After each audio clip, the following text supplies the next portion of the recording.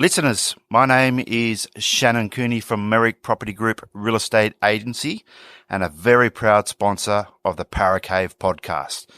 If you own a property in the Penrith LGA or Lower Blue Mountains and would like to know what it's worth in today's market, give me a call on 0421 588 445. Broadcasting live from the Para Cave. Hello and welcome to another bumper episode of the Para Cave podcast.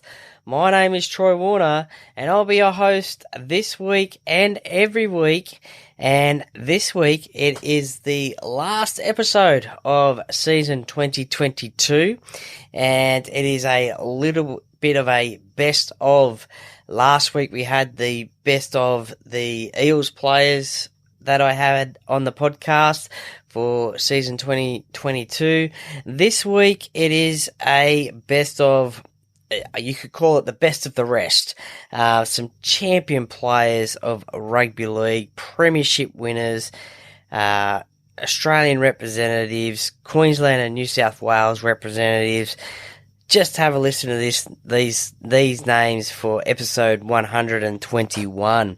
We have Liam Fulton, David Gillespie, Scott Sattler, Ben Ross, Gary Belcher, Steve Jackson, Craig Field, Jack Elsegood, Daryl Halligan, and Jamie Goddard. So some great chats there. You'll notice that just before each little chat, I mention which episode number they were. So if you didn't catch that episode back then, check it out. Some great stories. These are just little grabs of those stories, but have a listen to the full episodes.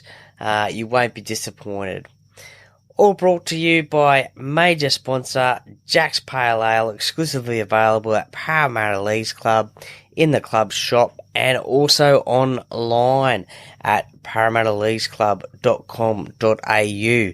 So perfect for that Christmas gift for that Eels fan or beer lover. Also a shout out to co-sponsors Shannon Cooney from the Merrick Property Group, the Stubby Club as well, and as I just mentioned, with Christmas not that far away, the Stubby Club has a huge range of sports merchandise and gifts to choose from. And now is the time to head to thestubbyclub.com.au and remember to use your Paracave discount code at checkout for a 10% discount. Some great stuff they have there. And also Bo Cook from Loan Market, your local Penrith mortgage expert. From everything from first home loans, refinancing, and home loans in general, Bo Cook and his team, he is the man, they are the team with the help and the answers. How do I know? Well, Bo has helped myself and my wife Amanda with a home loan. So we have that personal experience of what Bo and his team can do for you, especially during these difficult financial times, and they will get the best deal for you. You can contact Bo today on 0401 213 236. Get in contact with him for a free chat and see what Bo and his team can do for you, and let him know that you heard it here on the Para Cave podcast. Thank you very much to all the sponsors. With your support, it helps the podcast grow and reach more people, which is much, much appreciated. But enough of me talking at the moment. You want to get into the list of legends that I mentioned before in the best of season 2022, episode 121. So, as Hindy says, get a beer, coffee, whatever you want. Sit back, relax, and enjoy, and let's get straight into it.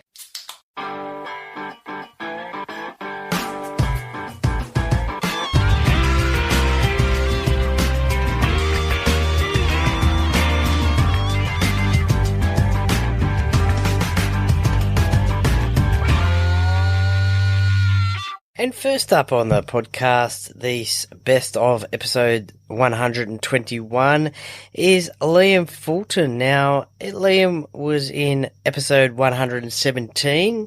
Of course, Liam is a former premiership winner with the West Tigers in 2005. So if you didn't catch it then, check out episode 117. Now, in those early days at the Tigers, along with Coach Tim Sheens, who were the other older heads that took you under their wings? Yeah, we had a really good older crew there. I suppose progressing from 2003 when I played one game and then a couple of games in 2004 and then playing on from 2005, but training there the whole time with all these senior guys. So we had Toddy Payton, who's doing a great job there at the Cows. We had Scandalis, LaFranchi. Heinington was kind of he's a couple of years older than me, but he was always a pretty good leader. And Mark O'Neill. So we had it, and Ben Galea. Look, we had such a good older crew there that kind of led the way, and it made the standards pretty high. And they were never, I suppose, going through like Scando and Benny Galea and Mark O'Neill. They were kind of those tough nuts kind of guys. Yep. And demand the respect and whatnot. But that was it was just good fun to be around those kind of, because when you're younger, you're kind of watching those guys play, and each week, and then you're kind of meeting them and you become friends with them. It's really weird, but to still call them mates now, it's pretty good. Yeah, definitely. Well, you mentioned there a couple of games, 3 games in 2004, but then things really took off for you in 2005, playing 28 games, including the grand final. Just before we get to the grand final, the Tigers win 8 out of 10 at the back end of the season. Yeah. What do you think was the turning point for that to happen? Yeah, I don't know. We always had a pretty good. We kept the same team on the park when we won 8 in a row.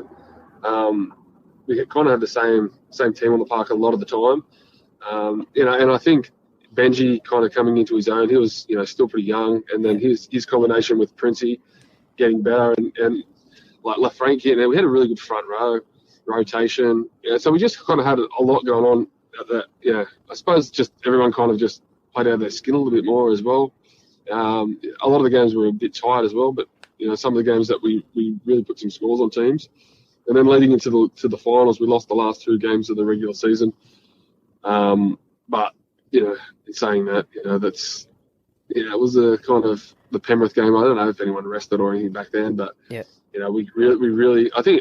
You know what? I still remember, like, Cherry Mesher, who was our trainer, like, he flogged us the last 2 weeks. Like, we kind of went into the game a little bit sorer. Okay. And just to kind of prep us up, I suppose, for the semi-finals, so we didn't have to do too much running, during the week. And it obviously put us in good stead for the semis. And back then it was, 4th versus 5th kind of thing. So we finished 4th, and so we played against 5th, so it was, it's pretty different back then.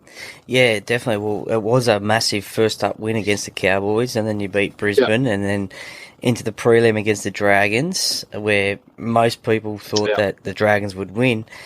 Yeah. What was that personal feeling for yourself when that full-time hooter went and you knew that you were in a grand final? Yeah, well, I was always because I was going to go away with my cousin. As soon as the season was over, we're going to go up to Queensland. And to be honest with you, I was kind of, we'll probably go okay. We'll beat the Cowboys for the first one, and then Brisbane was always going to be hard, but we beat them. And my cousin's like, "Geez, are you guys going to lose or what?" I'm like, "Yeah, we're playing Dragons this week. It's going to be hard to beat the Dragons." And then Benji and the boys put on the show, and we beat the Dragons. Like, bloody hell! Next minute you're in the grand final. But it was pretty elation. Back then when you're so young and hadn't played that many games, you kind of take it a bit for granted, I suppose, thinking that because during your junior career. That was kind of normal, winning games and making semi-finals and making grand finals. But obviously, looking back on it now, how special it is to even be a part of a grand final, let alone win a grand final. So, I feel pretty grateful that, that I was able to be a part of that. What was the grand final week leading up to the game like for you? Yeah, mate, it was pretty bloody special, man. Like there was a lot that went on. Like there was a lot of fanfare. You had fan day, then you had the grand final breakfast, and there was just a lot for the week. But we all, as a young guy, you kind of it's just whatever. Like we didn't like you never. Like, we all loved playing footy but it was never. I suppose as serious as it is back then, it is now. Back then it was still pretty serious, but it was kind of like I don't know, it didn't really phase, I suppose, a lot of us. Yep. As I said, Benji and Robbie, and they were used to winning games, and all our guys were, the old senior guys, man, they were a little bit nervous, looking back on it now. I still remember, Mark O'Neill. I used to room with Mark O'Neill all the time. Okay. An old guy. So he's my roomie, and, he probably would have been a little bit nervous. It was just a great week, and, great for the fans, and, they really got behind us. It was great. And then to the game, when Benji threw that flick pass to Pat Richards to score that try, did you think at that point, if something like that can happen, we can win? We've won this, or we can win this? And did you feel confident that you won the game then? Or? I actually, they scored first. I started off the bench and came on after 30 minutes. But the whole time, I just never, losing never came into my mind. It's like I knew we were going to win. Okay. I don't know. Even when they scored, because I could imagine losing the grand final, how bad you would feel. But I still remember, I just had that we're going to win anyway, so we're going to win. We smashed them 3 weeks ago, and I just always had that confidence that we're going to beat them. But when we kind of, snuck away and got that Benji, just incredible try, it's back then, man. I didn't even think of it there's anything until kind of after the game, and then you're like, wow, how good that was that, it was crazy. And this part of the podcast is from episode number 78, which was way early on in this year, 2022, and it was with premiership winner for the Canterbury Bankstown Bulldogs and the Manly Warringah Sea Eagles, New South Wales and Australian representative David Cement Gillespie. Episode 78. Yeah, and then the roller coaster ride in your career continued in 1986. You get selected for New South Wales, and you're on the bench for all 3 games in the first Origin clean sweep team. How high does that rank in your list of achievements, being in that team? Well, that's very high. That's way up there because state of origin was just kind of taking off back then, and that fierce rivalry was was in its earnest, and so to play in that game, and I think that was the first side there. I think was to win 3-0, the first New South Wales side. Yep. To win the series 3-0, so that was a good achievement, mate. And that side, that was back in the days when we only carried 2 reserves, and I think me and Terry Lamb were on the bench for the 3 games, and that side didn't change too much in the 3 games. There might have been an injury or 2 or one bloke come in. I think but that was 90%, 95% of the same side that went through them 3 games together. So there was a bit of a bond there, and it was just good, just great to be part of, and it was another dream come true. And 1990 was another series win, but was it disappointing waiting to wait 4 years to play Origin again, considering 1988 was a great year for yourself? Yeah, well, that's footy. In between them, when I made my debut and played in that 1986 series win, as you just said, it was another 4 years before I played Origin again. Now, that was through probably a lack of form at that time. Them sides were getting picked, or injuries. Okay. In that time, around them times, a bit of both. So it was good to get another crack. And by that time, it had kind of swung around a bit. And Phil Gould was at the helm then, and I had a bit of a relationship with Phil, being with the Dogs, and coached me in '88 when we won the comp in Canterbury. So it was good to get back, and then again that side kind of never changed for 2 or 3 years, and we dominated for 2 or 3 years in the early '90s there with that side, and Gus being the coach. So some more good memories, mate. Yeah, and you played in that infamous game at the old SFS in '91 where it was MG versus Wally, and Michael O'Connor kicks a winning goal. What are your memories of that game? Because it flared up a few times. Yeah, well, it was just a great game to be involved in. It was, just the closeness of the game, and what had transpired during the game with MG and Wally. Yeah. And, and then with Michael O'Connor just nailing it from the sideline, with a minute to go. So, it was just a hard slogging game. That game could have went out of the way. Lucky enough we come out on top. But, you watch these games now, I'm in my late 50s, and you get the old retro games come up on Fox every now and then. That game will pop up, and, it's just good to relive it and the memories and, it's great. Definitely. It's one of my favourite Origin games, that one. Now, 1986 is a pretty special year for me, with it being Parramatta's last premiership win, but unfortunately for yourself, not so special, because after that Origin series in 86, you had a work-related injury that kept you out of the grand final and also the Kangaroo Tour, as you were possibly touted as a possible Kangaroo tourist. How disappointing was that? Because back in those days, the players had to work for a living as well.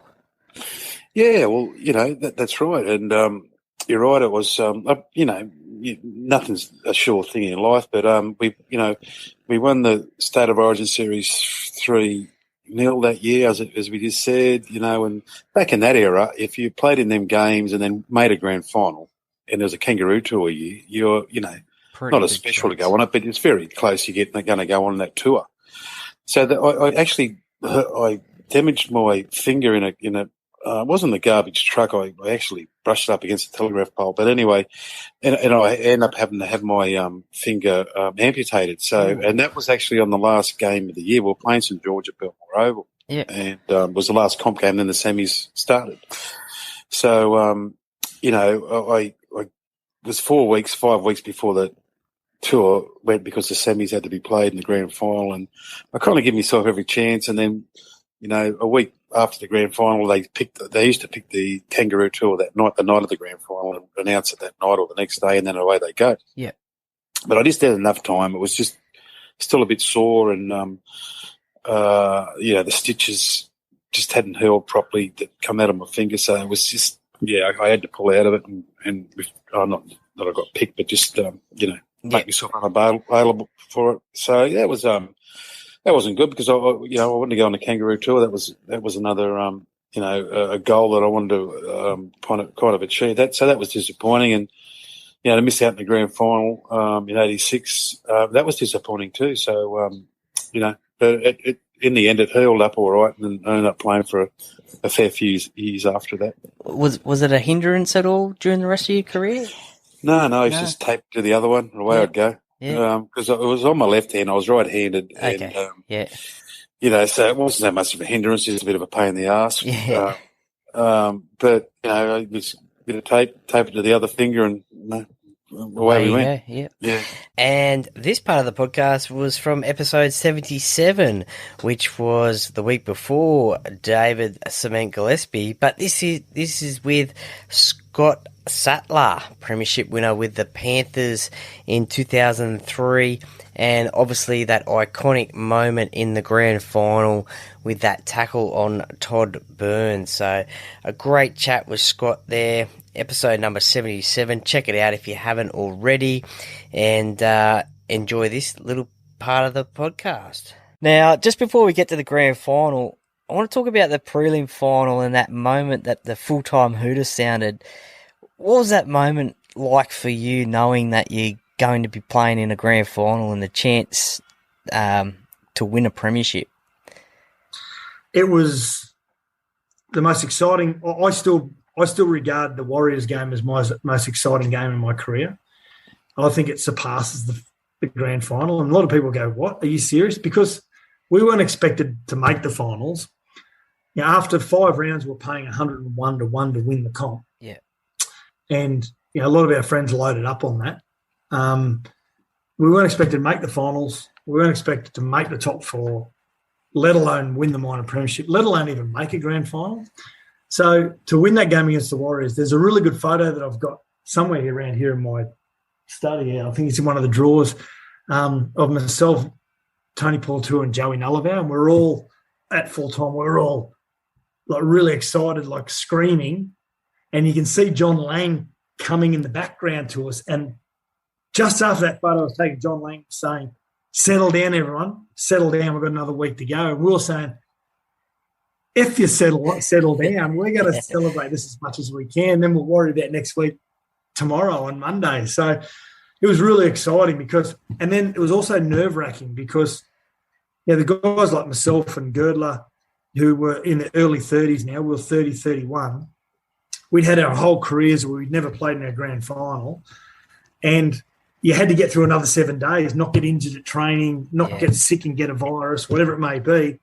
So it was exciting and it was nervous. So the week of training is not full on because you're afraid you're going to tear a hamstring. Yeah, so everything is very, early on in the week, everything is very, very sort of, 75%. So I remember going back in the dressing sheds and it like we'd won a premiership. We were really excited. We'd beaten the Warriors 4 times that year, once in the trial, twice during the season, and then in that qualifying grand final qualifier.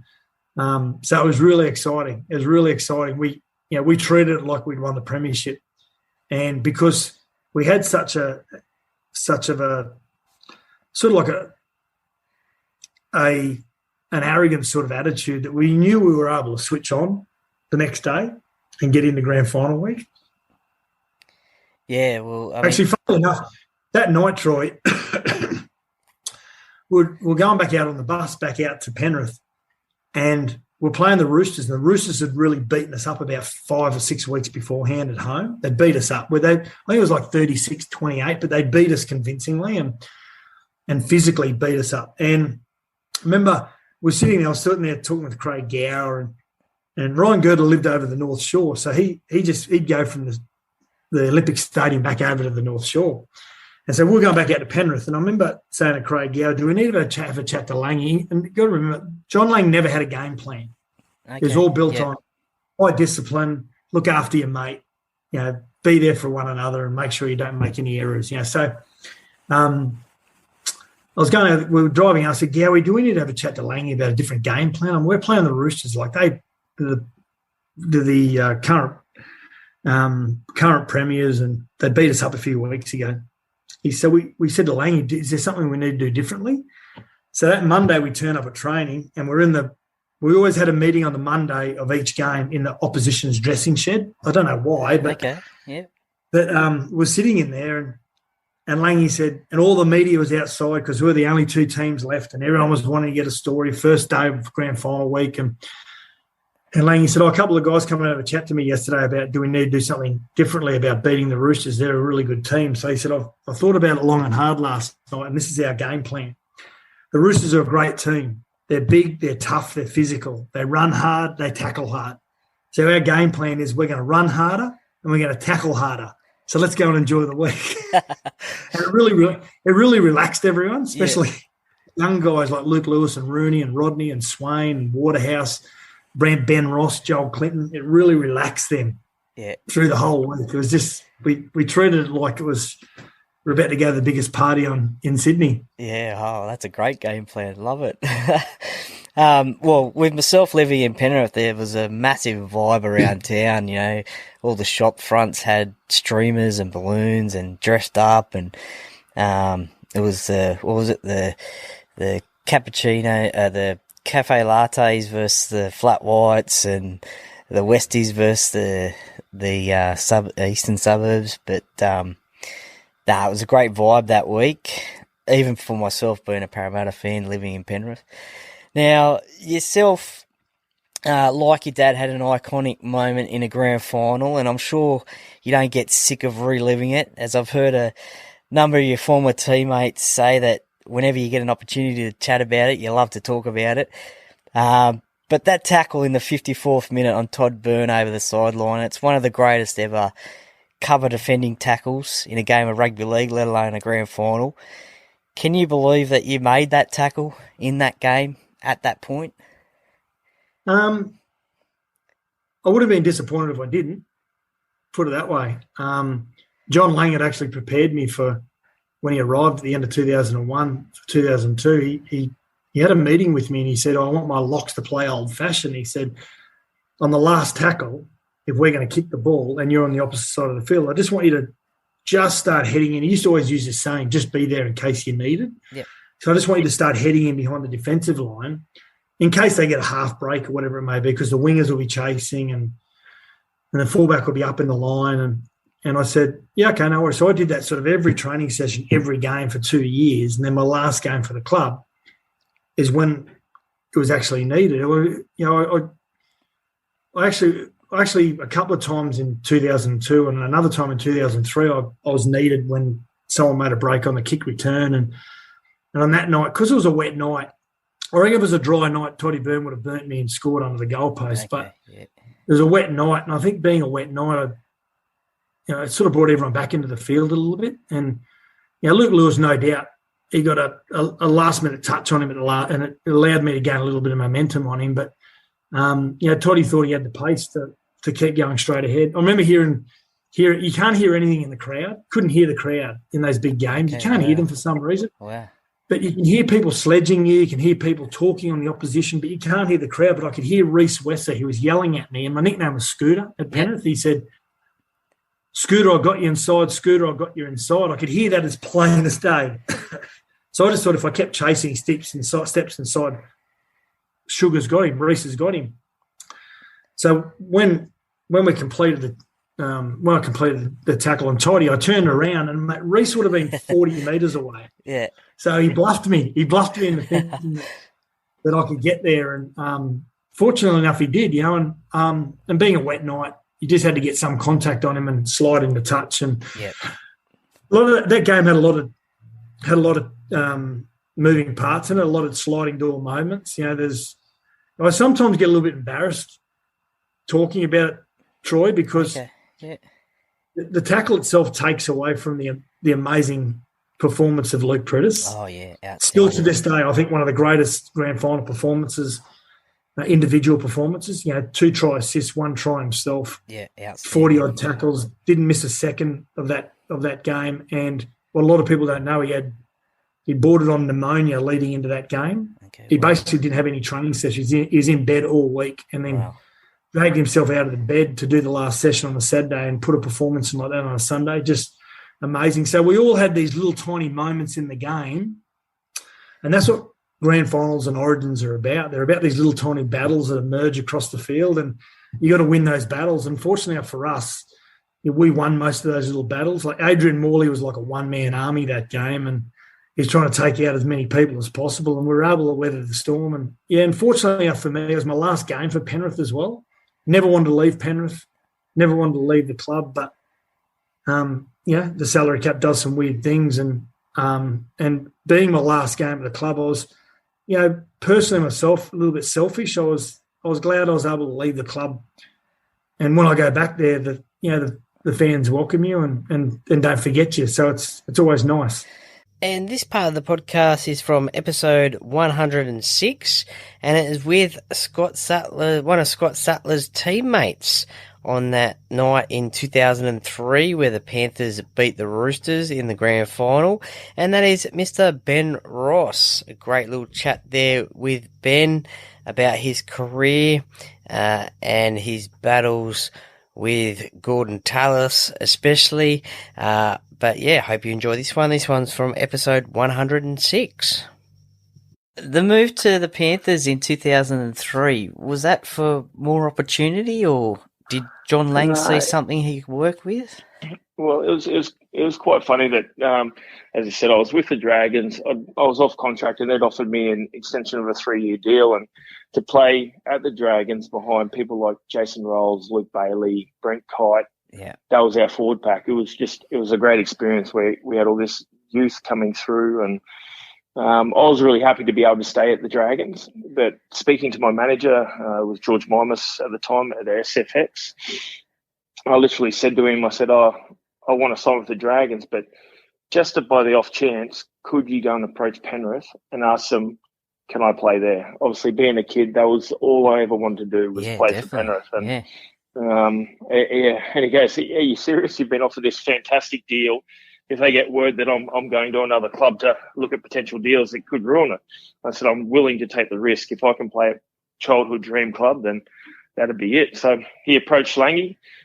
Langy had a look at my videos and he said, well, unfortunately, we don't have much in the cap, but we can go at this price. And it was literally a third of what I was offered at the Dragons. And Yeah. I took that. I suppose that risk in going to Penrith. I had to drive an hour and a half to get to Penrith, but all I wanted to do was play for that club.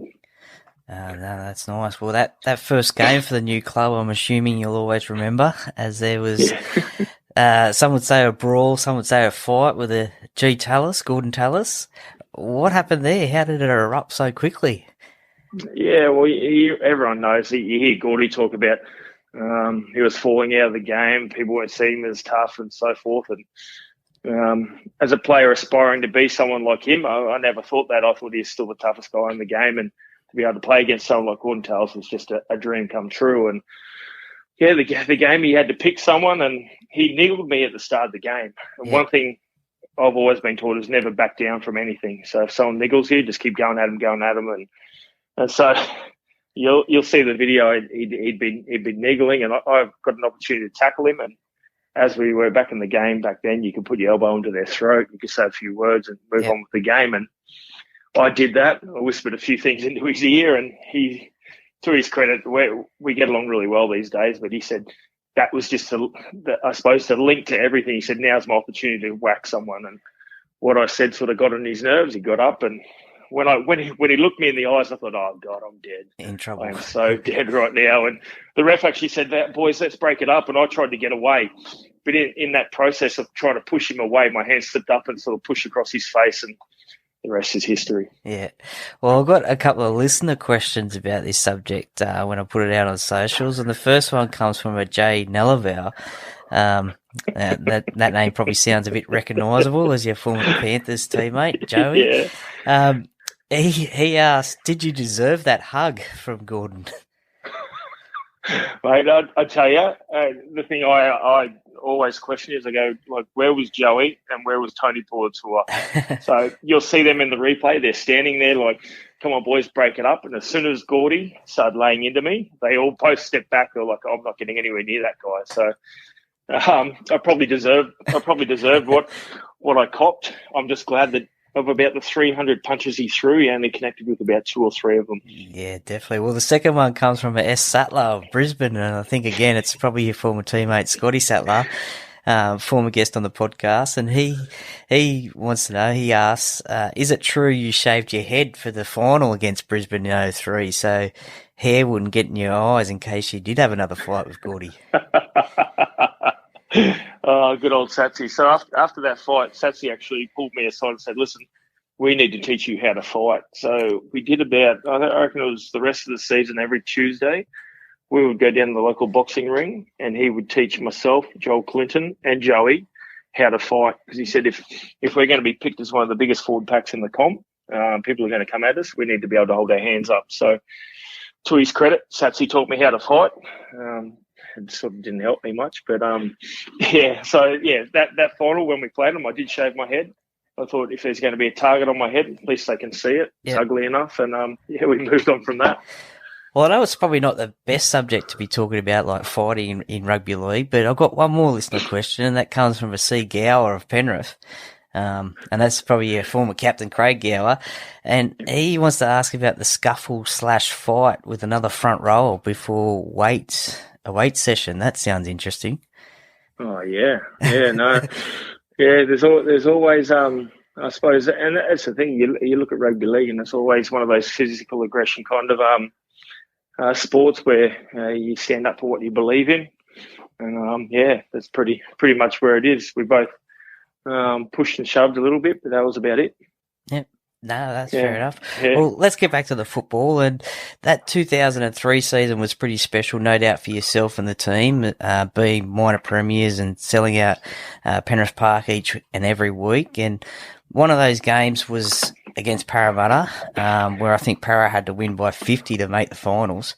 But not just that game, but throughout your career, what was it like playing against Parramatta? You know what? I really enjoyed the competition against Parramatta. You knew that they were going to put in every game.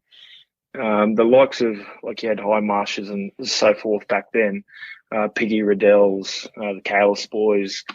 They're just the old school hardheads, and I really enjoyed. I suppose I'm one of those old school fanatics. I really loved the game for what it was back then. I believe there's a number of things in the game now that I sort of don't agree with, like the double referees and all that kind of thing. But back in the day when you played Parramatta, you knew you were in for a contest, and it was just exciting. They had, as I said, they had that physical toughness, but they had the flair of some of those outside backs. It just, amazed me. It amazed me. It's just, and then the rivalry, obviously, with Penrith, the two teams coming together, that was huge. And there's nothing better than playing in a game between two teams when there's that local rivalry, but like Parramatta, Penrith, the Sharks and the Dragons, it's just huge. One of those things that to be a part of, and you can hear it in my voice, is that, as I said, I love rugby league for what it was. It wasn't the pay packets. It wasn't being held up there on a pedestal from members and fans. It was just I got to play the game that I loved. Yeah. And then when it came to a battle game like that, I thrived on that kind of stuff. This part of the podcast is from episode number 96, and it's with a gentleman who doesn't really do a lot of podcasts, but has his voice over the airwaves with SEN, and former premiership winner with the Canberra Raiders and Queensland and Australian fullback, Mr. Gary Belcher. Hope you enjoy this one. Now, you mentioned Gary Jack before. When you saw Gary's name on the opposition list, did that give you motivation to get one over him, especially in those early days, because he was the number one had the number one Australian jumper? I guess so. You know, when I first came into State of Origin, that's probably where some rivalry happened. I just, you know, I don't really think I thought about being better than him, but I just wanted to be the best I could be. Okay, yep. But after a while, when I'd been in the Origin side for a couple of seasons, and then even by 1988, I was my third year of Origin, and I got picked in the Aussie side on the bench, and he was the fullback. So they only had two reserves, and one was me, and there was a bench forward. I think it might be David Gillespie but yeah, to have a fullback on the bench was a bit weird. We only had 15 players. We're playing against the Poms in '88, so I knew I was getting close. Put it that way, and it did mean that those head-to-head battles with him were always pretty important. But we're very different players. I mean, he's one of the greatest defensive players, fullbacks there's been, probably along with Graham Eady. He was outstanding, Jimmy Jack, and my game was based more around attack and playing a bit more of a sometimes a second 5/8 or another centre, playing, on those edges and short sides. So I think we couldn't be more different as players. But he was very effective, and he was he set a really high standard for me to try to meet. And I got to say, just sort of as one aside, they picked the top 100 players back in 2008 or not that long ago. How the hell he missed out after he won a Golden Boot is just beyond me. Sure. I just don't. I can't. Yeah, I find it hard to understand. But I guess judges have to make tough decisions. A bit like we were talking before about the Immortals. But yeah, I don't know how you miss out a bloke who was the best player in the world. How you leave him out of that top 100 players when he was the best fullback in the game for a number of years as well. Yeah, definitely. I mean, as you said, how could you leave him out? Those State of Origin battles between you and him were legendary, and one of those key matchups that we used to always look out for watching Origin. Speaking of State of Origin, your first game was in 1986. What stands out for you in that first Origin game? Must have been like every Queenslander's kid's dream to play Origin. Yeah, absolutely. So it felt like it felt pretty nerve-wracking. I remember Les Kiss and I got called into the side, and we were on the plane on the way up into camp, and sort of looked at each other and said, "What's a winger and a fullback going to do to fix this up?" But it was pretty nerve-wracking, and I just. What do I remember about that game? I think I felt great relief at the end of it that I'd hadn't made any mistakes, and I'd cleaned up and done what I had to do at the back, and did a little bit with the ball, and I felt like I'd done enough to keep my job. Yep. But we lost that. I know we lost, so the pressure, we were down 2-0 and played the third game, and We got beaten again, so we lost a 3-0 series. So things were pretty dire heading into the next year. Can't remember a hell of a lot about those early games. That was at the SCG, the first one. The second one was up at Lang Park, and one thing I do remember, there's a bit of a Parramatta connection, was my first try from about 40 or 50 out. I think it was a scrum, and the ball got shifted wide, and I ran off Gene Miles. And as I got the ball off his shoulder, I saw Eric Groth, who was the opposite winger, turn and start to chase me. And I thought, I'm in trouble here. Anyway, I just kept going, and Jimmy Jack came across, and I beat him into the corner and scored. I thought, gee, I'm quicker than I thought. And I turned around, and Guru torn his hammy, and he was going off. So that's the only reason he didn't pummel me. I was kind of waiting over the whole time to get cut down from behind as he used to do. Yeah, he was a great defender. Oh, what a great player. Yeah. One of the favourites. Great bloke off the field too. Yep. 87, Queensland win the series, and it's the emergence of Alan Langer. But there was also a USA trip to showcase Origin to the Americans. There was. What was your US adventure like? So it was. We'd won the series, and we'd come back from kind of the dead. We lost that first game in 87, and then we managed to win both, which took a hell of a lot of pressure off because we lost, 85 and 86. So we went over as a celebration. And I think the Blues had it in the back of their mind that they were going to get some revenge and square the series. And of course, it was always just an exhibition game. But so we had a good time, and we'd have a few beers each night. But I remember when we played in the game, the Blues started really quickly, and they were up 12-0 or 18-0 or something. And I remember Wally's going off. We went into the sheds, and Wayne and Wally's giving it to us, and I'm thinking, Jesus, this is a lot more serious than I thought it'd be. And we had to play well enough to keep it sort of close. Of course the Blues won, but yeah, it was a different experience. There was, I think they said there was 12,000 at the game. There would have been lucky to be 1,200, and I think the New South Wales Rugby League stuffed it up completely. I had mates over there that one of them contacted me on the day of the game, and he was living over there, and he didn't even know the game was on until the day of. Somehow he found out, and he found us, and he said, I didn't even know it was on. So we asked around, and the New South Wales Rugby League had advertised on a local radio station. I think they might have thought it was like Sydney, where there was half a dozen stations. Well, there were about 200 stations there, and that's all they'd done. We played on a field that was it was an NFL field, college field, and it was too small.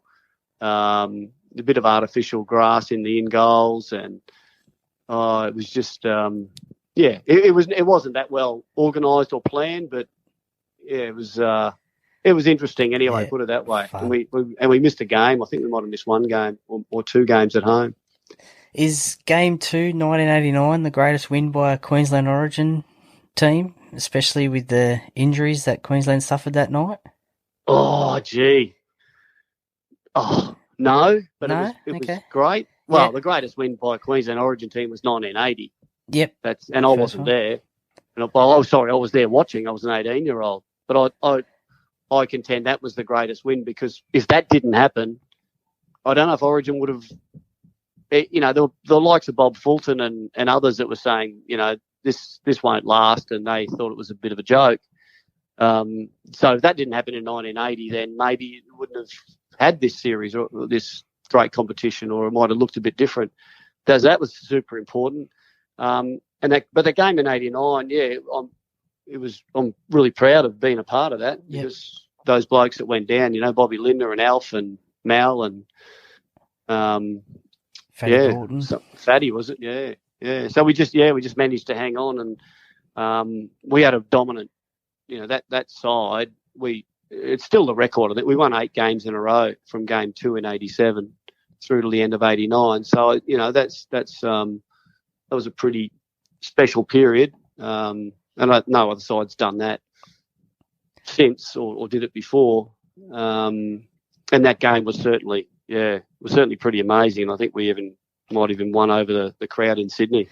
And a bit of a double up here with one of Gary's teammates, Gary Belcher's teammates, in that 89 grand final. Episode number 95, this one was taken from, and it's, of course, the magical try scorer in that 89 grand final. Who could ever forget it? It gets replayed every single year. And, of course, I'm talking about Steve Jackson. To that game that I'm sure you're not too shy to talk about, and that's the 89 grand final. And, most would say that it's the greatest grand final of all time. I definitely rate it up there with the 2015 grand final between the Cowboys and the Broncos as well. That was a great game as well. But to your grand final in '89, how was the week leading up to it, and when and how did you find out that you were selected on the bench? Well, before we get to that, I went to that. Hang on, I got someone trying to ring me, so I'm just going to get rid of that person. And before we get to that, it was funny. I went to that 2015 grand final. Okay, it was 2015, wasn't it? Yeah, I'm pretty sure. Yeah, Cows in the box. Yep. And it was the most amazing game I saw. I just went, oh, what a game! And the next day we went to Bathurst. We were in a mobile home. We went to Bathurst, and then I got rung up by the ABC, and they said, Steve, we thought we'd give you a call because we've just sort of rating grand finals, and a lot of people have said the grand final last night was probably the best grand final ever. I said, are you serious? That is the second best grand final I've ever seen, because if you think I'm going to say that was the best and 89 wasn't, I've been getting that many free lunches from that grand final try, and it's not going to stop until I leave this place. So, yeah, look, it was there's so many great grand finals, but 89 they called that grand final the day the game changed. Yeah. And to be a part of that grand final was just crazy. I'd come back from the injury, from a knee injury. Canberra were a very strong club back in them days. In the grand final, they made the under 21s made the grand final, got beaten against South. Our reserve grade side, that's my team. Yep. We got beaten in the preliminary final the week before the grand final. Yeah, wow. Parramatta beat us. Parramatta, that's your club. Parramatta beat us in extra time. Oh. And I remember sitting in the dressing sheds going, oh, you're kidding. There's another opportunity. All I want to do was play in a grand final. Didn't matter what grade. I just want to play in the grand final. And then Tim Sheen's come into the dressing sheds and said, Jacko, seeing you lot are knocked out now. He said, I've got a 23-man squad. So he had already had a 10-man bench. Okay. And he said, I'm just going to add you and make it an 11-man bench. So there's 24 players. Yeah. And so that's 11 on the bench and only 4 get a run. Yeah. So I was a late inclusion, and then that week was amazing. We had 3,000 or 4,000 people watching us train, and just to be with that squad in that week of a grand final was the most fulfilling thing I've ever done in my whole life. And I wasn't nervous. You know why? Because I wasn't going to play. Okay. In my head, I wasn't going to play because I didn't even get to go to the grand final breakfast. They used to have grand final breakfast back then. Yep. And I had to wait back at the they didn't have enough plates set out. I had to wait back at the Travelodge with the strappers and the rubbers, waiting for the real footballers to come back. So when did you find out that you were actually going to play then? Or was it on the day? On the day? Yeah, right. Well, no, before I warmed up in the tunnel, I'm sitting there on the bench. I remember looking at the Winfield Cup badge on my arm, on my sleeve, thinking, oh, brand new jersey, sitting watching from the best seat in the house. And I was so relaxed because in my head I wasn't going to play. And that helped me. Okay. Because inexperienced players, they play the game too many times before they get to the game. And they're mentally fatigued. So I wasn't even, I was just having a ball going, how good is this? Relaxed. And then I think it was about 13 or 20, maybe 23 minutes into the second half. Because there was 17 minutes to go of real time. The word come down from Phil Foster. Phil Foster was Tim Sheens' right-hand man. Okay, yep. And Sheensy was up in the box and on the two-way said, tell Jacko to warm up. And he tapped me on the shoulder. He said, Jackson, warm up. And I went, you got the right bloke? You serious? So I went down to the tunnel of the Sydney Football Stadium and done a couple of pretend, calf stretches where you lean up against the wall and look like you're stretching, but I must have been pretty nervous. But back in them days, you could get to the sideline and the bloke that you were going to replace come good, and then you go back to the bench. Oh, okay, yeah. Because it was no interchange. So That's right. once that player comes off, he stays off. So then the word come over to the sideline, come over the tunnel, said, "You're on now for Brent Todd." So that's probably when the heart jumped out of the mouth. I'm playing in a dream at the moment. Yep.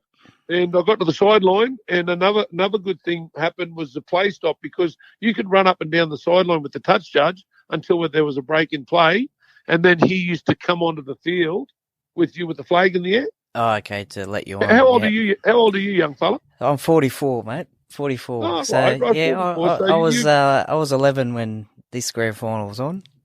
Cool, righto. So that's how they used to do it. So Paul Martin had just knocked the ball on 10 metres out from our line, and I come onto the field, replaced Toddy, and I packed against Blocker Roach, tight head. Yep. And that was days when scrums were scrums. You went in Definitely. to headbutt that other bloke as hard as you could. And and I packed against, I don't know what I looked like, but I was going to put my head that hard in there, it wasn't going to matter. And so that was it. Well, I was on the field. Let's go to that moment, your moment, and Andy Courier for Balmain. I think he tries to kick it, and it was a pretty lousy kick, to be honest. The unwritten rule in the game: you do not rubber in your own half. No, definitely not. It was a shocker. Oh, it was. I was bludgeoned out in the back line with Mel. Yeah, well, he scoops it up and offloads it to yourself. I think it was about 22 metres out, and then you've done the swerve and then the power run over the defenders and reached out and score. Could you believe then when you scored that had just happened? Oh, look, I've told this story probably one or two times in the 33 years. Mel gives me the ball. Look, I was aware of the situation we're in. We were 1 point up. There was 3 minutes to go to the end of that 20 minutes extra time. Yep. Mel gives me the ball. I'm not making a mistake. If you see it, I done a pirouette, done a bit of a spin. Yep. I could have probably given the ball to Boxhead. Stevie Walters, he would have scored under the sticks. But in my mind, first tackle, Mel give you the ball, you do not drop it. I didn't even think about scoring a try. And when you watch it takes about 5 seconds for it to unfold. Yep. It felt like a minute. It felt like I had that much time to think that I've hit a few blokes here. There's the try line. I put the ball over here. I've scored a try in the grand final. And I slapped the ball down, and as I looked up, a young Bill Halligan was right in front of me with his arm pointing at me, and I remember putting my head, and my head was just touching the try line. I went, I made it. Yeah, wow. And I was winded, and they were trying to hug me, and it was just I wish I could have that feeling every day I woke up in the morning. Oh, definitely.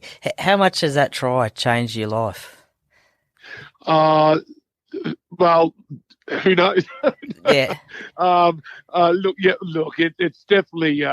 People say, "Oh, I bet you would have got a little bit more on your contract," but I'd been talking to Western Suburbs right through the finals, so they were taking me anyway. So no, it didn't put no money on a contract, but to be remembered in one of the greatest grand finals ever, to be remembered on something I've done individually, is a proud, and I'm humbled. I'm humbled from just chatting with you 33 years later, and people come up to me in the streets, and some people have heard the story a few times. Oh, not again! But I don't just go out and tell people. People want to know. Yeah, they want to ask. Yeah. People ask me, and it's pretty cool. As a 56-year-old man, it was the pinnacle of my career. But at the time, I thought to myself, that's pretty cool. That's a good thing to have in my trophy cabinet. Yeah, but I still got a lot of football to play. I played 9 State of Origin games after that try, so my future did go on.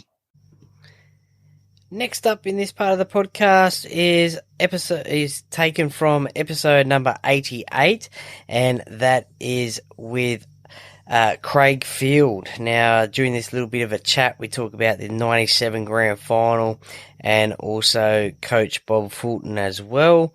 So if you haven't already, episode number 88, check it out. Why the switch to Manly in '97? How did that come along? And were you thinking it was tough to crack it there for a starting spot with Cliff and Jeff there? You know, back in them times in '95, '96 in Super League years, and it was pretty all the talk of where people were going and all that sort of stuff. And I stayed loyal to South, and I stayed loyal to ARL. Yep. Unfortunately, which I'm just writing a book at the moment, so I don't want to give a lot of things away. No, that's fine. There is a story in that, and to my knowledge, I was told that South were going to fold. So me and my manager started talking to. I still had a couple of years of contract to go. Yep. With South, so I was happy to stick it out. But I was told by certain people, and the club's in a bit of dire strait. We're going to lose the Leeds club and things like that. Start getting yourself out there on the market. So I started to do that with my manager Wayne Beavis, and it's a tough one because without saying too much, I don't want to spoil the book. Yeah, no, that's fine. A situation arose, and anyway, one of the clubs out of the eight clubs that I spoke to was Manly, and it was a real weird one because I was told that Cliffy was retiring. Okay. And you know what, Cliffy was a pleasure to play with, and I'm honoured to say that I played with Cliffy Lyons because he was one of the best attacking footballers I've ever seen, and a terrific human being too. But at the time when I'm negotiating, I was told that he was retiring and me and two was going to be in the halves. That didn't happen, and you know what? For my football career, it probably wasn't the best move because it put a lot of pressure on me to try and outplay someone that's like a great legend in the game. Yep. So, and it put a bit of pressure on everyone. But the great Bozo, he had a plan, and obviously I don't know what he was thinking at the time, but I really did enjoy my time at Manly, even though it was a real rough one because the guys were just tremendous. It was a great team, and I had a lot of success there. To win 14 games in a row, it was very special at Manly in '97, and it was always going to be tough because here's a player from another club coming in to take a position, and from the day that I got there, I always wore number 7. The only time that I didn't was when I sort of had a bit of a fall slum. I fell out a bit of form, and I went to the bench for a couple of games. Was it hard to win over the Manly fans as well? I don't think I ever won them over. Okay. Unfortunately, yeah. People are always very polite when you see them, and they tell me they go for Manly, and But I think at the end of the day, you got to put things into context. In '97, we had a great team, and half them blokes, all played State of Origin and in Australia. So you had a forward pack with David Gillespie and Mark Carroll, Jim Sedaris. You got Nick Kosef and Steve Mendes and Daniel Gartner in the back row. Yep. Everyone I mentioned has played for Australia. Yeah. You know what I mean? Then you got myself, and that was Tuvey. Cliffy was on the bench to start with. And then you had Craig Innes, Terry Hill, Danny Moore, Craig Hancock, and Shannon Evan was a fullback. And, that was a great side. And Definitely. Then Cliffy would come on and weave his magic. And unfortunately, in '97, Jimmy got suspended the week before, and Cliffy got put into hooker. But he didn't play hooker. Tubes did. Yeah. So, but look, everything was going great that year, and the sort of the 3 triangle, which people were, still coming to grips with, that the master of Cliffy Lyons not always starting. But I think Bozo, and I never really had to talk to Bozo about it. Well, once I got to training and Cliffy was there, still training and playing. Yeah. And like I said, he's a great mate of mine, and I idolise him a footballer, and I've got to respect him as a human being. But I don't know what Bozo's thought process was at the time, but he did try to make the 3 of us fit into 2, and it doesn't work sometimes. And in some games it worked, and other games it didn't. But I never found it put too much pressure on me. It's just the only pressure on me was that I knew, not being stupid and knowing the game, that people that were passionate about Manly knew that Cliffy Lyons had been the hero for him, so they were always going to want him in the team because his form of performances speak very loud. So, but at the end of the day, I can only act on what I was told, and unfortunately, I was told a lie from the moment I agreed to go there. So.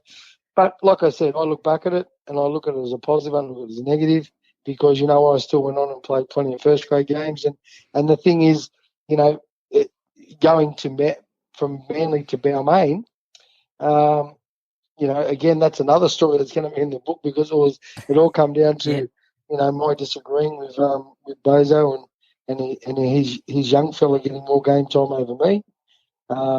So it didn't end well, that conversation, and I went to Balmain and the way things work, sometimes life works in funny ways, and I played Manly that week, my first game for Balmain, and we won. So it was a great thrill. Yeah. Well, despite that end at Manly for yourself, what was your relationship like with the late great Bob Fulton? Look, Bozo would have to go down as a great coach. And I'll say that, take that to my grave, that he definitely knew rugby league, and he knew how to. He had a funny way of coaching. He would let you know in no certain terms when he wasn't happy, and also when he was happy because he'd like to be around you. Now, this bit of the podcast is from episode number 82, and it is with former Roosters and Manly Warringah Sea Eagles flyer out there on the wings, and former V8 supercar ute driver Jack Elsegood. Great little stories here about his career in the rugby league. That's from episode number 82. In those early games in the top grade, how are you finding it playing alongside the likes of Jeff Tuvey, Cliff Lyons, Desi Hasler, Ian Roberts and co? Well, it was comforting because, I was literally, I was 80 kilos, I was 19, just out of school more or less, and I was playing with men and playing against men. And it certainly gave a little bit of comfort, looking inside you, knowing that you got plenty of backup. And, we didn't have I thought we had a great team, but we didn't, we weren't any sort of premiership threat really, but I think we punched above our weight that year and put in a pretty good effort. Were they the ones that sort of took you under their wings, so to speak? Mate, completely different times and eras. Like, it's just, I don't think anyone took. No, I don't think so. Kind of like a lot of the older guys there, they kind of, like, training was training, and as far as the whole socialising sort of stuff, I was too young to really socialise with men, really. Okay, yeah. So, and, at the time I didn't like a beer, I didn't gamble, and a lot of those other guys, there's some professional guys there that didn't even go out, like, Ridgie wouldn't go out, Ian Roberts never went out, well, at least in that team sort of environment. And then you had the older guys like, Cement, for example, and, Cliffy Lyons. They would be in the pokey rooms, they'd be having a smoke, having a beer, and in the pokey rooms doing everything that I didn't do. So it was still good to have a couple of beers, but you kind of like hung out more with your age group than with your teammates at that time. Yeah, well, you had an amazing first year in the top grade. You played 22 games, including finals, scored 12 tries, including 3 doubles, culminating in the Dally M Rookie of the Year award. Could you believe that was the year that you had, and that was your first year in the top grade? At the time, everything was just kind of normal. It's pretty weird looking back on it now that it was a great year. But at the time, I don't know, kind of everything just sort of like happened as it happened, and you didn't really notice it. It was first year. The big change, I suppose, was just noticing yourself in the newspaper every week, which was a bit weird or unusual. But other than that, it was all pretty, normal sort of stuff. Okay, yeah. What about those the white undershorts that you wore early on in your career? What were they called, and what did they actually do? What were they called? They were called torpedoes. I think some of the St. George boys had them too. Yeah, they did. So, look, basically, if you had a look at my legs, I was that skinny. I was flat out throwing out my shorts, and when I got whacked a few times, you got a couple of corks, and basically, rep came down, and we got some tornadoes. So you try these on. They just protected your corks and your quads a bit. Got a few bucks for wearing them. So, why not? Yeah, happy days. Now, you mentioned the late, great Bob Fulton there. What was it like being coached by Bob? What did he do for your career? Well, I'd known Bob played footy with his kids growing up, and he was also very involved in our junior rep team, so I had a fair bit to do with him. Used to go away on holidays with him a fair bit, all the way up until a couple of years ago. I was still going away with him on shooting and fishing trips. Yeah.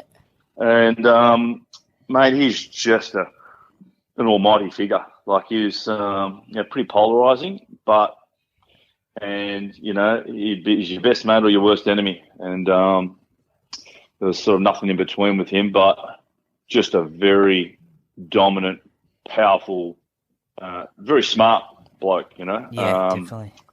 And, he had, I think, he had that healthy balance of fear and respect, which you got from his players, So respect's one thing, but you got to fear them too to a point. You can't have just fear without respecting them. But, yeah, I think anyone that would have played for him would say the same thing. Have you got a funny Bob story, one that stands out? One that we might not have heard of before? Oh, look, many, many years ago, we went over to Hawaii on a holiday, and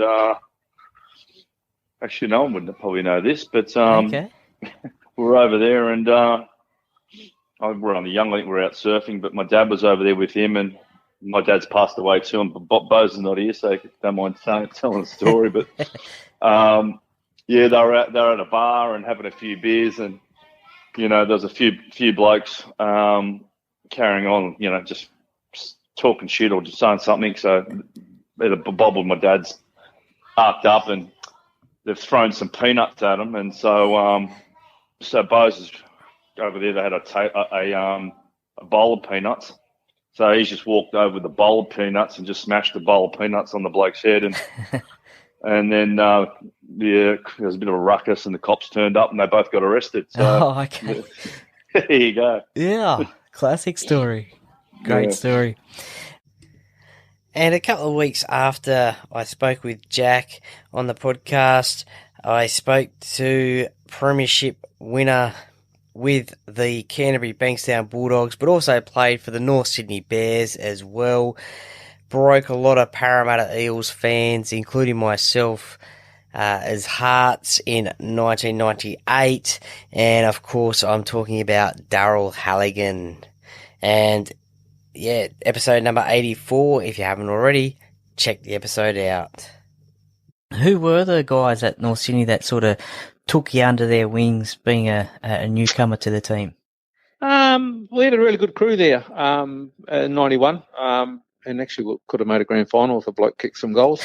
But, the guys like Peter Jackson, Greg Florimo, Tony Ray, Johnny MacArthur, Les Kiss, Paul Conlon, Mark Soden. There was a host, Adrian Toole, had a really good crew. And I mean, if you go deep into the finals in your first year with a club, then you're probably going to gel anyway. But no, we had a good lot of characters in that team, and more importantly, a whole heap of guys who could play some serious footy. So, my 3 years at North, I absolutely loved.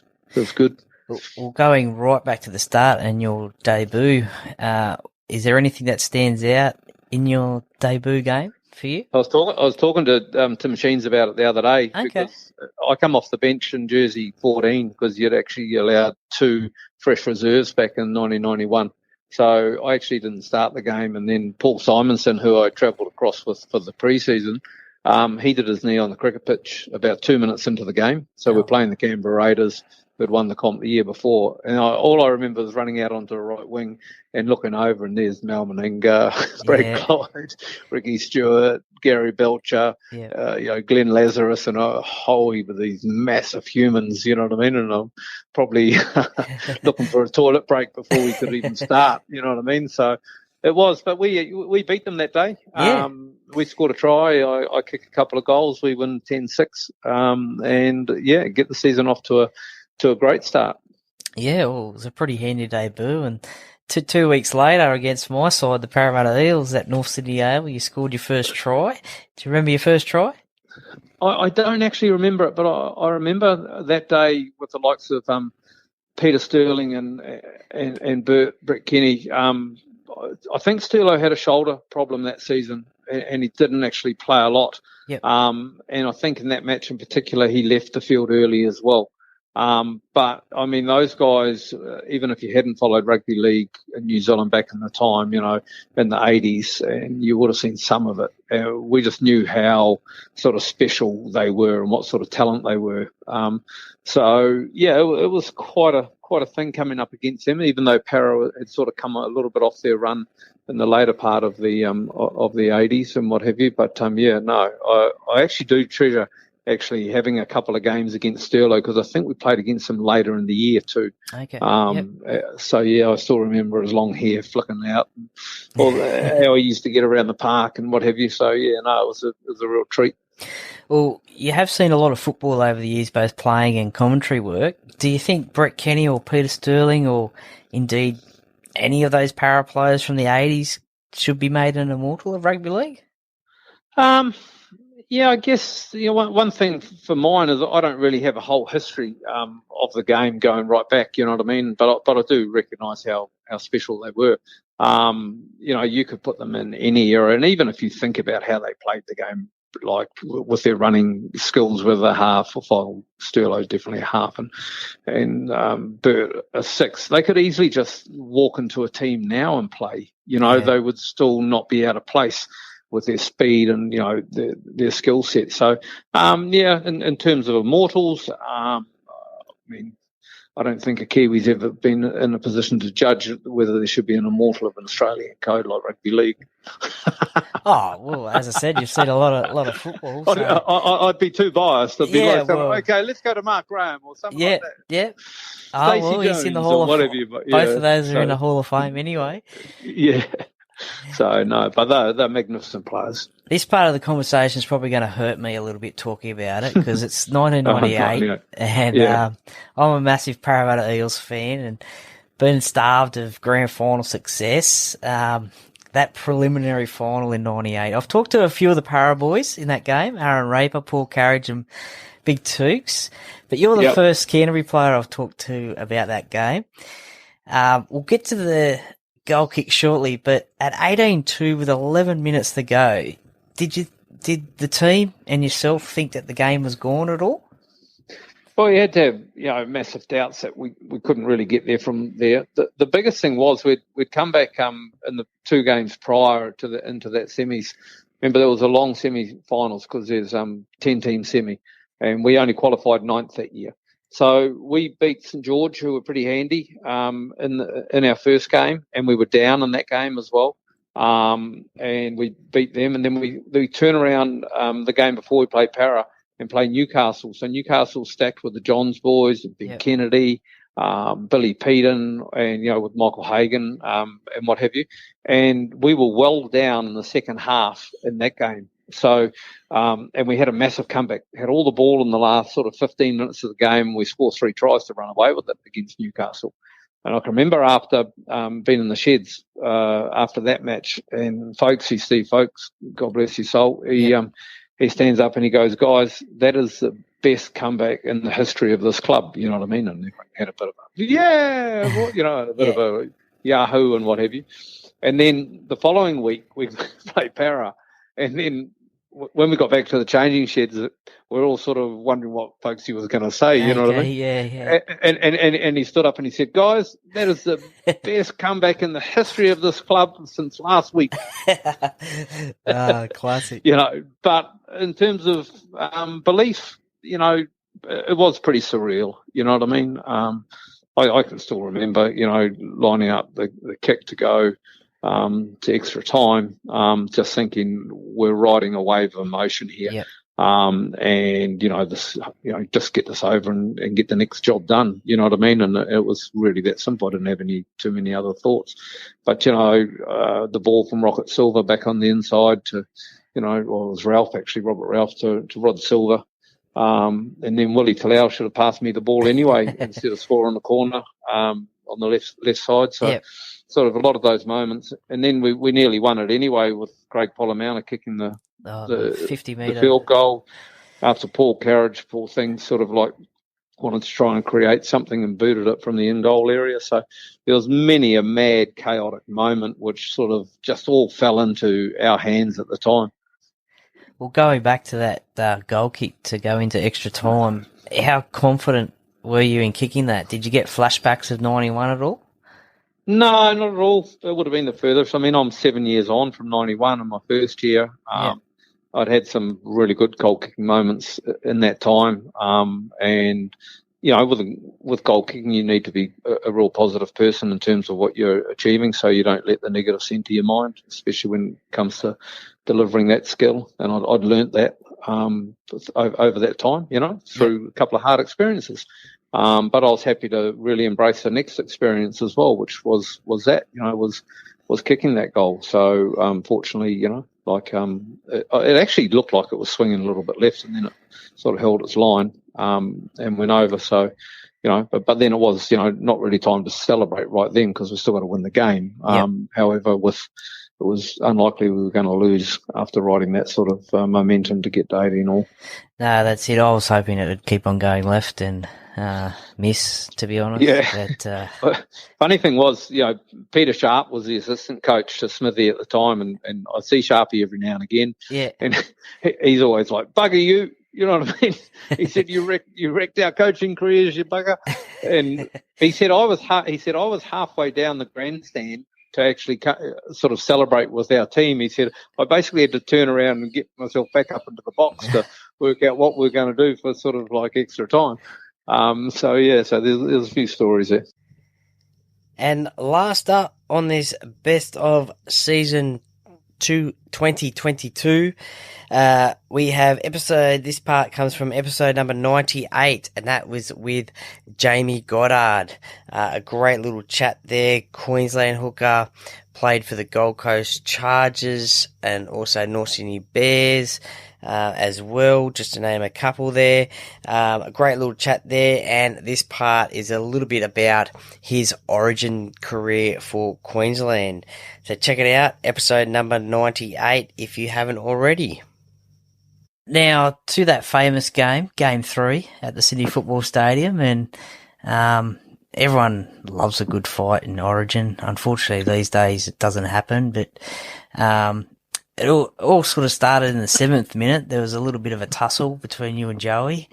And then a little bit later, shortly after, Clinton O'Brien gets poleaxed from Mark Carroll, and then there's a couple of plays, and then a scrum, and then it must have been that cattle dog call that started it. And then do you think that Andrew Johns sought to find you after the previous incident? Yeah, I think so. Going back even before, that series, Joey was dominating us, and Joey was like, well, he's immortal. So, and the call was we were going into that game 2-0 down, mate, and Choppy Close was our manager, and I don't need to talk up Choppy Close, but he's like, we're not going to lose 3-0, boys. We're not going to lose 3-0. We need, who's going to take on Joey Johns? And I just, I'll do it. Yeah, fair enough. We all wanted to, and it wasn't a matter of doing anything illegal, but we weren't going to cop any shit. Joey hit me, what you said then earlier, he hit me late in a tackle after I passed the ball. Yep. Earlier, and there was a little bit of a tussle then. And then I gave away a penalty because of that. We were attacking. And then that's when Mark Carroll then took a hit up and knocked one of my other best mates, Clinton O'Brien, out. And then not long after that, New South Wales were attacking our line, and they luckily dropped the ball on the far side. So that's when we had the scrum. But Spud was off his head. Spud's a good bloke. Spud, I love Spud, and he's a good bloke. And he obviously helped us train when we were at the Eagles, and he's boxing and that. And his eyes are just rolling whites. He's just like off his head, yelling out the scrum, it's on, and cattle dog. And then poor old Craig Smith come running on to replace Clinton O'Brien. Craig Smith packs in on the left side of the scrum where Spud is, and then as we're going down, it's cattle dog, and then we've packed in, and then as we're sort of coming back up, punches are thrown. Spud's just knocked Craig Smith out cold, and he's just come onto the field. Oh mate, if you watch it again, his legs are jelly. Poor old Smitty, he's literally just ran on. And then Joey and I obviously had our little tussle, and even when he come around the referee or the touch judge, and we got into it again. And honestly, that was a lucky punch, and it could have happened anywhere. Could you believe that Joey actually did run around Eddie Ward and have another go? Of course he did, mate. You don't reckon? Well, yeah. Well, he was obviously disappointed at the first attempt and then wanted to have another go. Well, mate, to his credit, he wanted to have another go up the tunnel. I'm not joking. Okay, yeah. To his credit, mate, he didn't shy down. He wanted to have another go as we were walking up the tunnel. And I went, come on, man. and then we'd swap jerseys, and there's no big deal there. But what pissed us both off, Spud started it. Spud knocked Mark Carroll out cold, right? Joey and I get sent to the bin. Joey and I then get sent to judiciary. Yep. We get the same barrister because we're the ARL to represent both of us. And I went, how does this work? Oh, no, it'd be right. No one gets suspended for fighting. We both got 2 weeks and a fine. Yeah, how's that? How's that work? Exactly. Exactly. Now, you were coached by another Queensland legend, Fatty Vaughton. What's Fatty like as a coach, and do you have a funny Fatty story? Oh, mate, you could probably tell a million Fatty stories, and to be honest, I can't really remember which one stands out the most. He's pretty similar to on the footy show. The head wobble, yeah. The head wobble, he just says something and he wobbles his head, and everyone goes, "You're an idiot." But he knows he's an idiot, or he'll say something and then he'll get lost and go, "Choppy, what was I trying to say, Choppy? Choppy, what?" And then Choppy will come in and save him. And I'll give you a story. I don't know whether Jules will like this. I think it was the second game. Julian O'Neill had a bit of a fallout from the Western Reds at the time. Okay, yep. He was in the Super League. Jules got cut. Can't remember. Oh, he went to the Bunnies. That's right, South Sydney. Yep. Yeah. And so he got called into the team. Les Kiss was one of the managers as well. So we had Choppy Close and Les Kiss, right? Yep. But everyone was told Jules is not allowed to drink. He's just going to be on a no drinking ban. And back then it was pretty, we had that many 4X sponsorships where we had to go to each pub every night. So Kissy, who's a winger, mind you, and a lovely bloke, very quiet, polite man. Kissy, great man. Fatty puts Kissy in charge of Jules. So we go to I think we might have went to the Breakfast Creek Hotel. We had dinner and we got a sponsors due on, and that entails us drinking the sponsors beer of 4X. After dinner, Fatty and Choppy go up to Jules and Kissy. Righto, boys, you got to go to the movies. Kissy, you look after Jules. And Jules is all, yeah, no worries. Okay. So they go to the movies, and this is fair dinkum. They go to the movies. Kissy says they get some popcorn, some soft drinks, and they're sitting in the movies. Half an hour in, Jules says, I'm just going to go for a piss, go to the toilet. Yeah. Kissy goes, yeah, no worries, mate, no worries. At the end of the movie, Jules didn't come back. He'd gone. Yeah, wow. Fair dinkum. So Kissy's panicked. He's going, oh, this is a stitch up. Jules is in the cinema somewhere. So he waited till the lights come on, and he couldn't see him. He could not see him. So then he comes back to the Brecky Creek Hotel. He's going, has anyone seen Julian? and Fatty and fucking Chubby just ripped strips off him. You were in charge of him. Where's he gone?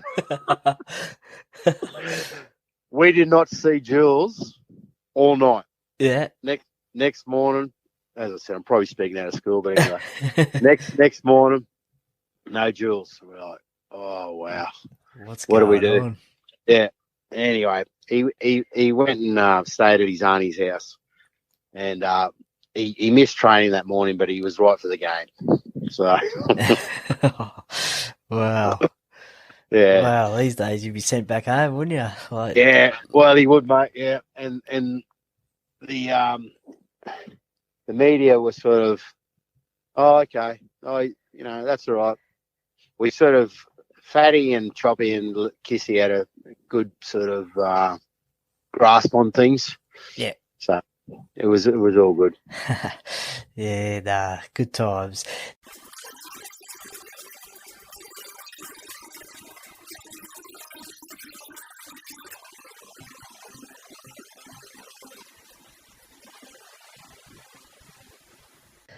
Well, welcome back, and thanks for listening to episode 121, a best of the rest in season 2, 2022.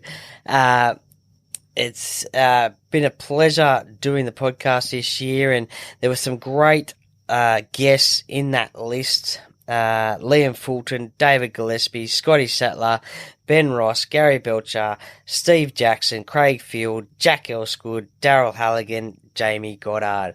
So I really hope you enjoyed those little grabs, and as I said in the intro, if you haven't listened to the full episodes of those guests, then go back through your Spotify or Apple list and check out the full episodes, because there's some great rugby league and life stories there. Now, with this being the last episode of season 2022, I'd just like to do a few shout-outs and thank yous. And first of all, I'll start with the sponsors of the podcast. Jack's Pale Ale, major sponsor for supporting the podcast. You can get your Jack's Pale Ale. It's exclusive to Parramatta Leagues Club.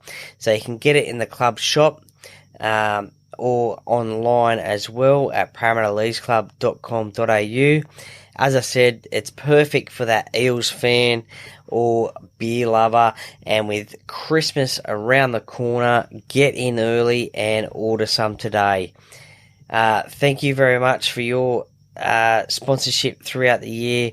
It's very much appreciated.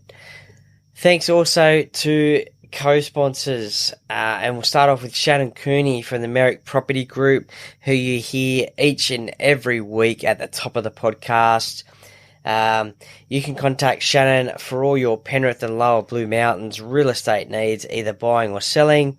Really appreciate your support and your sponsorship throughout the year, and I hope that we can continue that on into 2023. And also to the Stubby Club as well. Thank you very much for your support. Don't forget, listeners, head to www.thestubbyclub.com.au.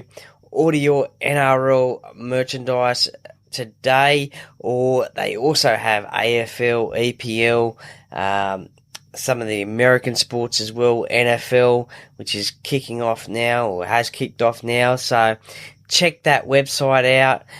There's a huge range of sports merchandise that you can purchase, and when you do, don't forget to use the Paracave discount code as well and get your 10% off. And share your pictures of your purchases on the Paracave podcast socials and tag the Stubby Club as well. Would love to see those ones. So to the Stubby Club, thank you very much once again for your sponsorship and your support in 2022. I really hope we can carry that on into 2023. And also Bo Cook from Loan Market. Once again, his contact number is 0401 213 236. Get in contact with him for a free chat and see how he and his team can help you get on top of your home loan and find you that best deal. Thank you very much, Bo, for your support and sponsorship of the podcast through 2022.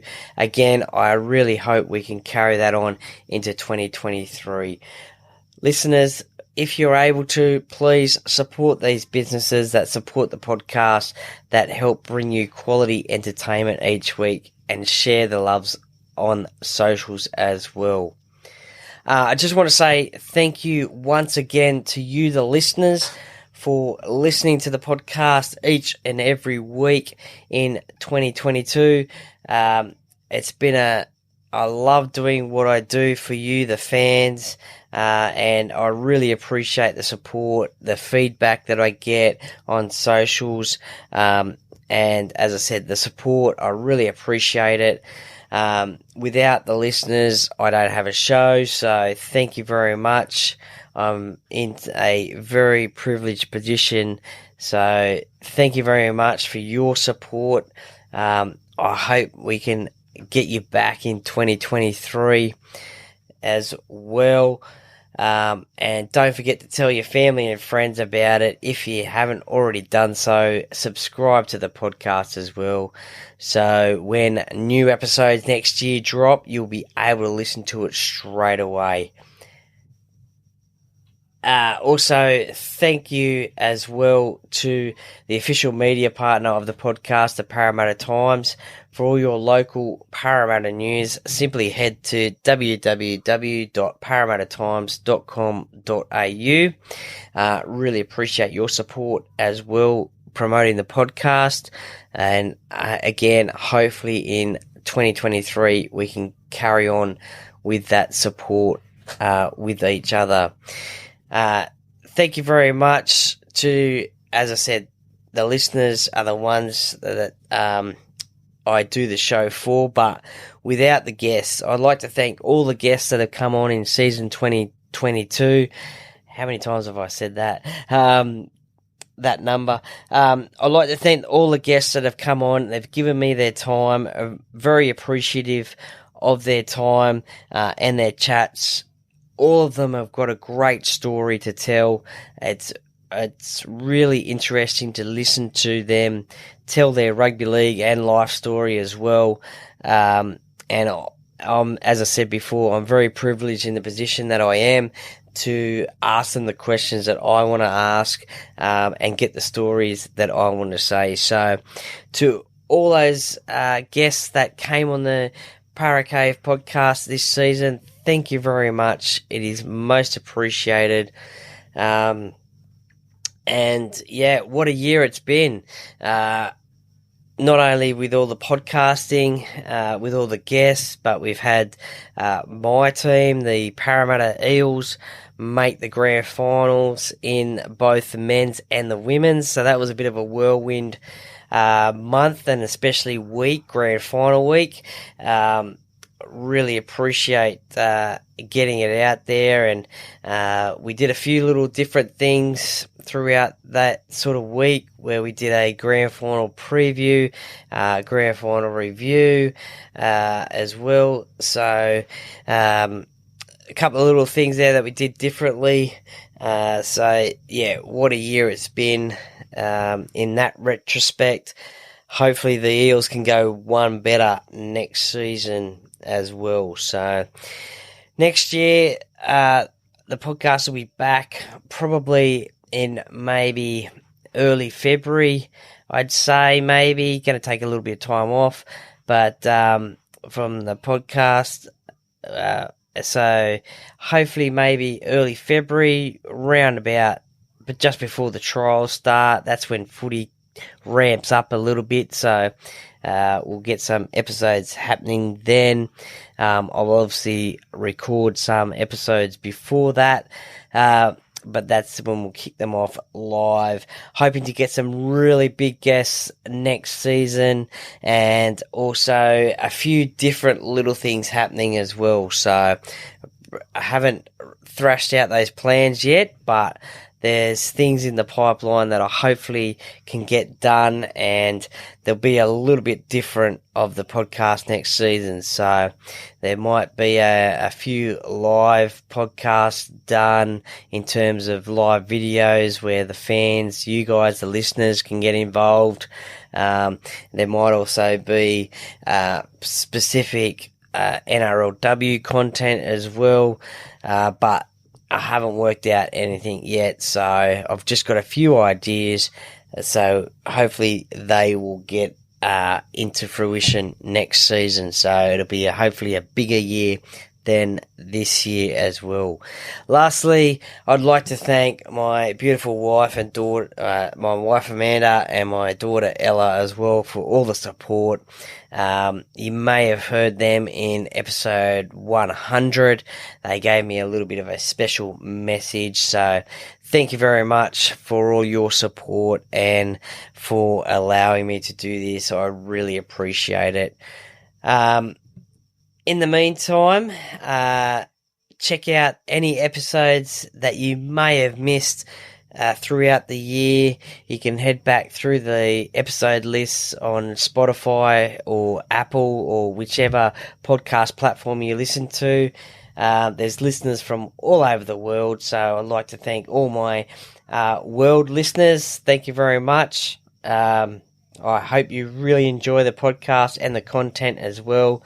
If you like it, please leave a comment where you're listening from and what you enjoy about the podcast on any of the Para Cave Podcast social media channels, or indeed on a review on the podcast platform that you listen to. I usually say have a great week. I'm going to say have a great couple of months. Have a happy and safe Christmas. Thank you very much for all the support. Look, as I said, stay tuned to the social media channels. There'll be things popping up there every now and again. But also go back to the episode list. And by all means, DM me on socials. Always up for a chat about rugby league, the greatest game of all. Also the Parramatta Eels, or if you simply want to see someone come on the podcast, on the show for a chat, then drop me a message and I'll see if I can get them on. But to sign off the show for season 2022, and as I always say, the Para Cave Podcast, by the fan, for the fans. Go Para!